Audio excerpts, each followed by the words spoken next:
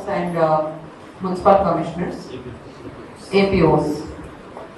So ముఖ్యంగా ఒకటి ఇందిరమ్మ ఇండ్లు, రెండోది డ్రింకింగ్ వాటర్ సప్లై గురించి I will just give some instructions. నిన్న గౌరవ ముఖ్యమంత్రి గారు కలెక్టర్స్ కాన్ఫరెన్స్ తీసుకొని ఏ విధంగా మనం ఫైనల్ చేసుకోవాలి, అలానే సమ్మర్లో నీటి సమస్య రాకుండా ఎటువంటి జాగ్రత్తలు తీసుకోవాలి అనే దాని మీద చాలా క్లియర్ ఇన్స్ట్రక్షన్స్ ఇవ్వడం జరిగింది.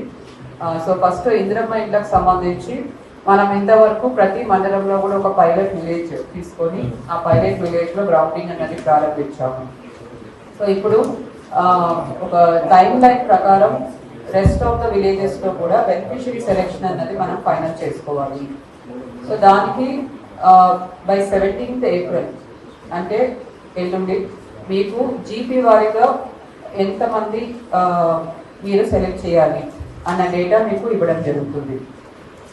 సో మొత్తం నియోజకవర్గానికి 3500 హౌసెస్ ఉన్నాయి.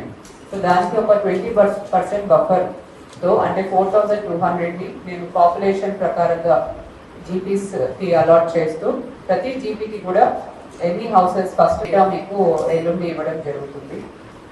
మున్సిపాలిటీస్లో అయితే మున్సిపాలిటీకి ఎన్ని హౌసెస్ అవుట్ ఆఫ్ దిస్ 3500 ఒక్కొక్క మున్సిపాలిటీకి ఎన్ని హౌసెస్ శాంక్షన్ చేయడానికి వీలవుతుంది అన్నది మీకు ఇవ్వడం జరుగుతుంది.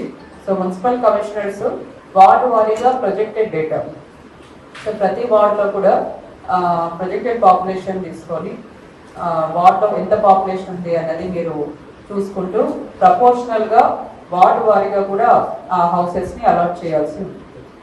సో అది municipal commissioners have to do. For the mandals 2011 population మన దగ్గర ఉంటుంది కాబట్టి ఆ జీపీ పాపులేషన్ తీసుకొని మీకు ఇవ్వడం జరుగుతుంది.